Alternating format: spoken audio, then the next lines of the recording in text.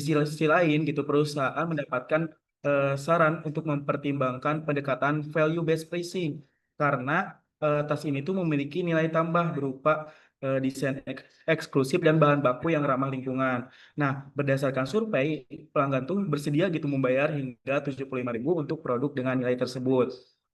Nah, jadi intinya tuh ada sebuah perusahaan yaitu PT Sejahtera Jaya yang mau menentukan harga untuk tas barunya gitu. Nah, tas barunya ini tas biasa gitu, tapi tasnya itu punya nilai lebih, desainnya eksklusif dan juga bahannya tuh ramah lingkungan. Jadi bukan sekedar produk murah, jadi ada value tambahan yang ingin mereka jual. Nah, di sini perusahaan tuh bingung gitu mau pakai strategi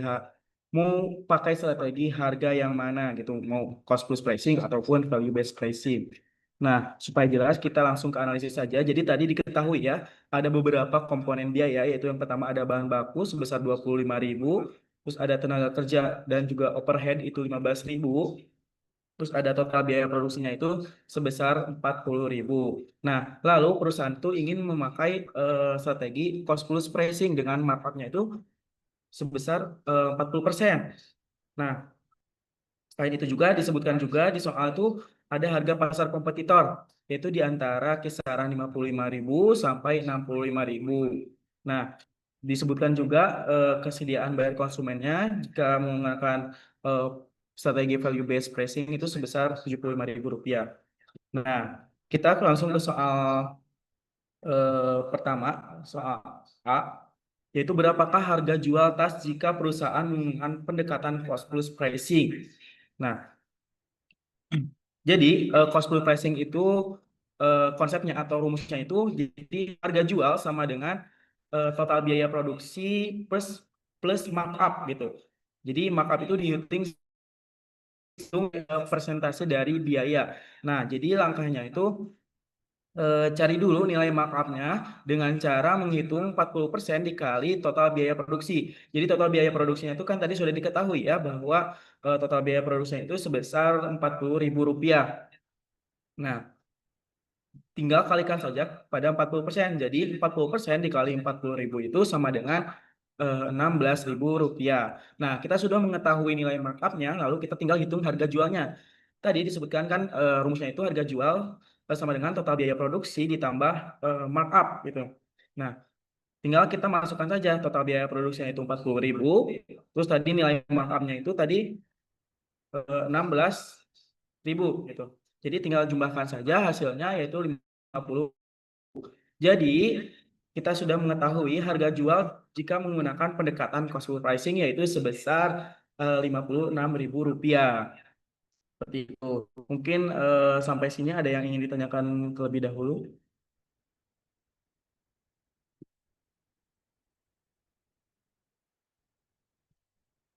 Kalau tidak ada, kita lanjut aja ke nomor B. Untuk pertanyaan itu, apakah harga dari strategi cost plus pricing ini sesuai dengan harga pasar? Jelaskan. Nah, hitung gitu. Dan menemukan harga dari cost plus pricing ini, kita harus lihat juga harga ini tuh cocok nggak sih dibandingkan dengan harga kompetitor. Nah, di soal tadi disebutkan bahwa kisaran harga kompetitor itu antara kisaran 55.000 sampai Rp65.000 gitu.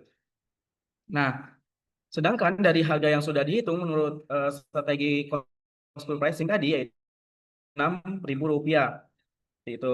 Nah, jadi artinya tuh harga 56.000 ini gitu masih berada dalam rentang harga pasar kompetitor, bahkan cenderung berada di bagian bawah. Nah, secara kompetitif harga tersebut tuh cukup aman gitu karena tidak jauh lebih tinggi dari kompetitor dan berpotensi menarik konsumen yang mencari harga terjangkau gitu.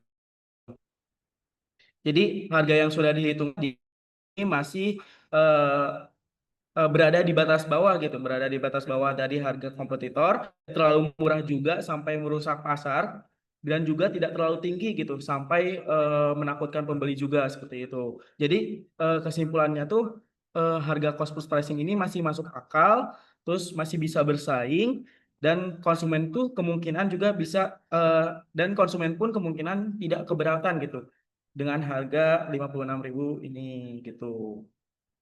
Oke.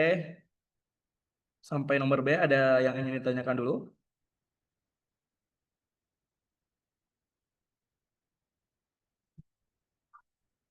Kalau tidak ada, kita lanjut ke yang C. Pertanyaannya, menurut Anda strategi harga mana yang sebaiknya diterapkan perusahaan? Cost plus pricing atau value based pricing? Berikan alasan. Pertanyaan. Oke, tadi kan di soal diberitahu ya bahwa pelanggan tuh bersedia membayar 75.000. Nah, kesediaan bayar konsumen value based 75.000. Nah, ini tuh teman-teman bukan angka kecil ya. Ini tuh sinyal gitu bahwa produk ini tuh punya nilai tambah di mata konsumen seperti itu. Nah, poin pentingnya kalau kamu pakai cost plus pricing, harganya tuh cuma 56.000. Nah, itu tuh termasuk murah, tapi margin keuntungannya tuh kecil gitu. Nah, sedangkan kalau kamu pakai kalau yang pakai value based pricing ini, kamu bisa teman-teman tuh bisa menaikkan harga mendekati nilai yang pelanggan rasa layak itu tadi disebutkan bahwa 75.000. Jadi marginnya lebih besar dan juga citra produk pun meningkat.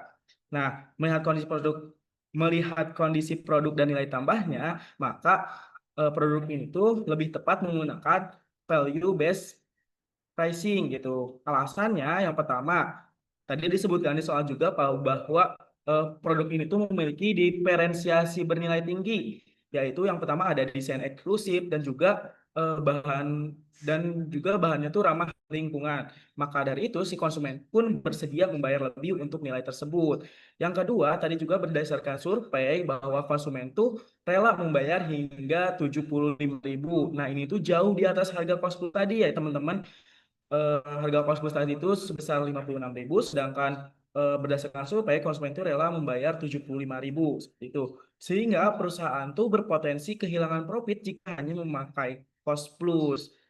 Dan selain itu juga value based pricing ini membantu perusahaan untuk meningkatkan margin keuntungan, memperkuat brand premium, dan juga mencerminkan nilai produk sebenarnya di mata konsumen.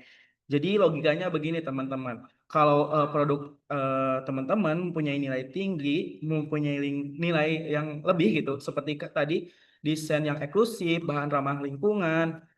Nah, kenapa gitu? Teman-teman harus membatasi harga hanya berdasarkan biaya. Nah, ini tuh yang disebut pendekatan value based pricing. Nah, teman-teman bisa menentukan harga bukan berdasarkan biaya perusahaan, melainkan berdasarkan nilai yang dirasakan oleh pelanggan. Itu yang dinamakan value based pricing. Maka jadi kesimpulannya produk ini tuh lebih tepat gitu menggunakan value based pricing karena mampu menangkap nilai produk, memperbesar margin dan juga lebih cocok untuk produk diferensiasi seperti itu. Mungkin itu penjelasan singkat dari soal UAS tahun lalu. Barangkali dari teman-teman ada yang ingin ditanyakan.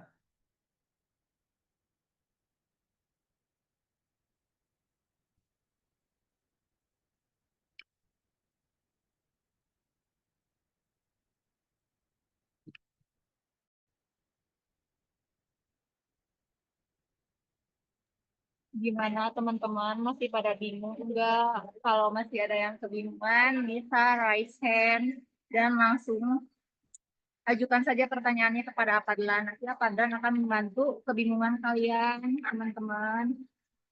Ingat teman-teman, mau bertanya sesat di jalan. Jadi teman-teman semua gak usah pada malu kalau mau bertanya gitu. Biar nanti pas UASnya makin lancar, makin mengerti, makin paham kalau ada soal yang sama kayak gini gitu.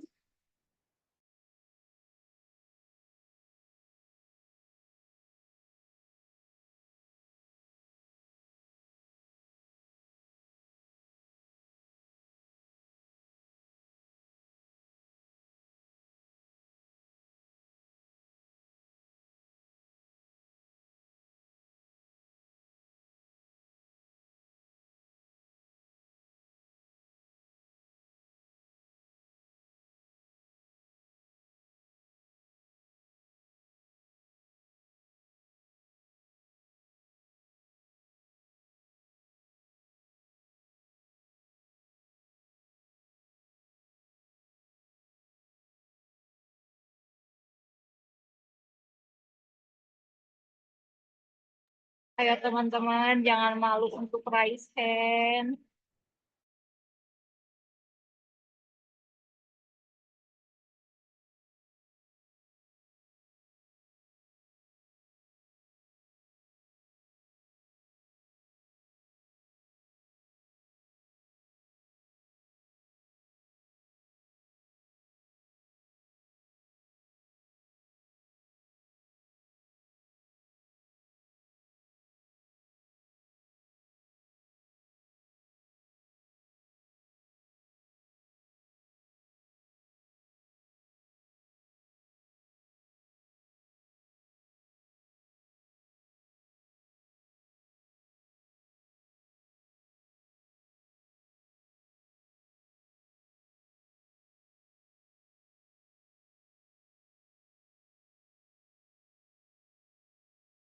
Ayo teman-teman, ditunggu sampai 13.30 nih. Kalau masih ada yang masih kebingungan atau kalian masih meresapi gitu ya untuk sesi raise hand atau tanya jawab.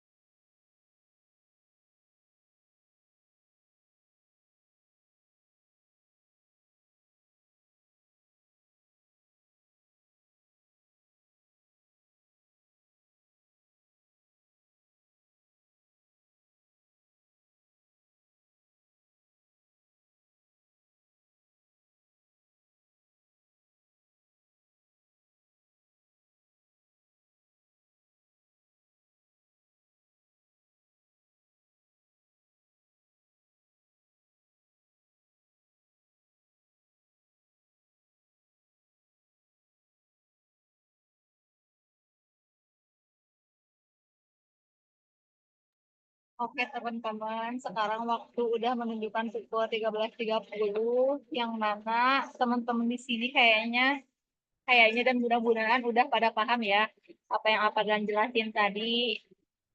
Sekarang waktunya untuk absen dulu teman-teman. Teman-teman di sini harus absen untuk bisa mengakses jawaban atau pembahasan yang tadi Apadilan udah jelasin. Absennya ada di kolom chat ya. Jadi teman-teman bisa langsung aja ke kolom chat untuk absen.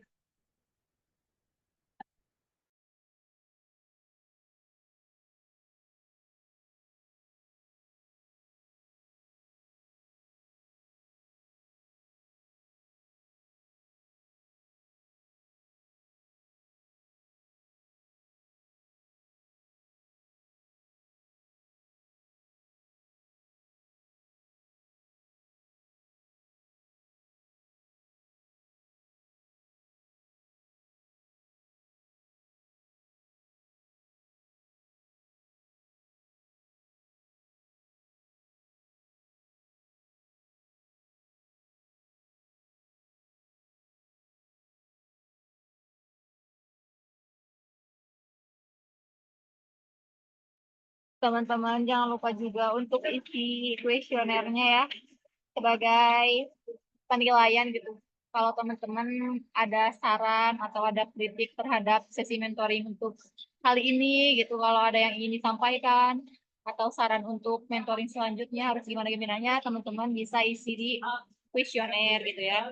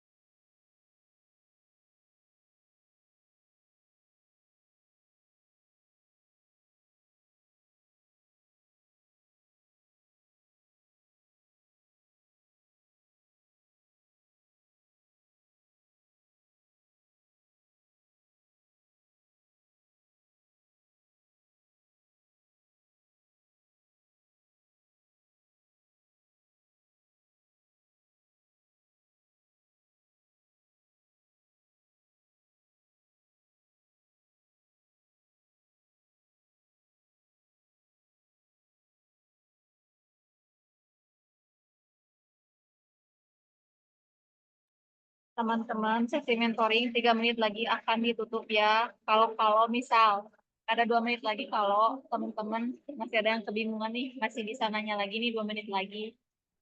Ayo bertanya bertanya. Apalagi padahal sudah siap untuk ditanya loh teman-teman.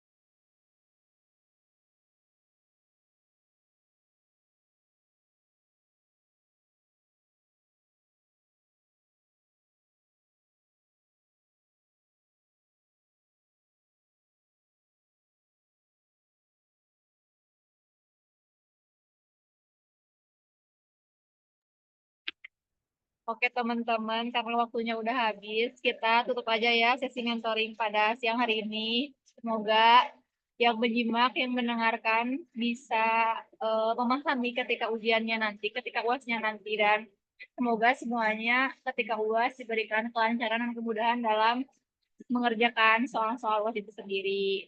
Mungkin hanya sekian sesi mentoring dari kami kepada Afadlan sebagai mentor. Saya ucapkan terima kasih dan saya sebagai moderator pamit untuk undur diri. Terima kasih banyak Afadlan dan para rekan-rekan semua yang sudah hadir di sesi mentoring hari ini.